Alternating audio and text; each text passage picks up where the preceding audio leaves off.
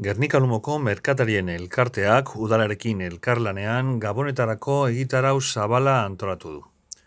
Elkarlanetik sortutako ekimen honen helburua posa eta ilusioa sortzea da, eta herriko kaleetan giroa eta aisialdia dinamizatzea eta gabonetako erosketak herriko merkataritzan egin daitezen sustatzea.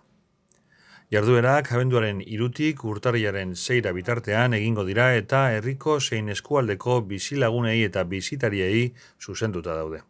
Guk emetik guztiok gonbidatuta zaudetela esango dugu, Gernikara etorri, antolatu ditugun ekintzetan parte hartu eta hauetaz disfrutatzera, ezta? Kanpaina honen barruan, gabonetako musikarekin gozatzeko aukera izango da herriko hainbat gunetan merkataritza ordutegian. Beste alde batetik, merkatarien elkarteak, elkarteko establizimenduei haien erakusleioak apaingarriekaz edertzeko eta antolatu duen gabonetako 5. erakusleio lehiaketan parte hartzeko deia egin die. Aurton, 101 establizimenduk eman dute izena eta guztira 3 sari emango dira erosketa txarteletan. 1.000 eurokoa lehenengoa, 700 bigarrena eta 400 eurokoa 3.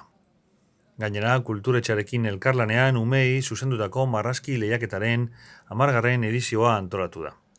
Aurkeztutako lanak kaleetan egongo dira ikusgai eta 3 sari banatuko dira ere erosketa txarteletan. Lehen saria 50 eurokoa izango da, bigarrena 30 eta 3. 20 eurokoa.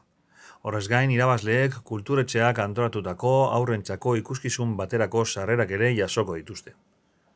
Gabonetako kanpaina animazio programa zabal bategaz osatuko da.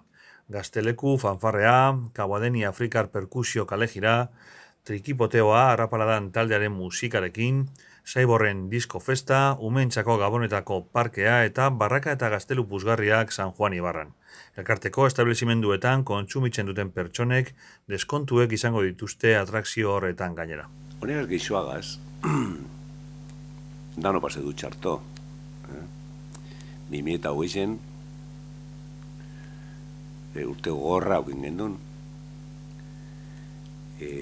Umiek etzien, aitzitxamumak milorretan, batzuk eixorik, beste batzuk begide ia nos normal duten dan asunto eu. Eta dakizuenez, dendak eta tabernak zarratute egon ziren, edo erdi zarratute, da ez bakarrik 2008 hasierako hilietan bebai. Eta gero, hortik aparte, lantzibina astu ditzen gara, baina autonomo asko biherriparik. Zekarra etzietan da biherritzen den zen eitzen deben autonomak, Bilurre González, esko nukin biherri, pintxoriek edo fontaneruek edo, holako biherrak eitzen duen jente asko. Baina, eurrera bitxu biu, ilusioagaz, eta bizitzeko posagaz. Honek erriziek bideu danon ilusioa eta danon postasune. Hori da garrantzi handiko gauze bat.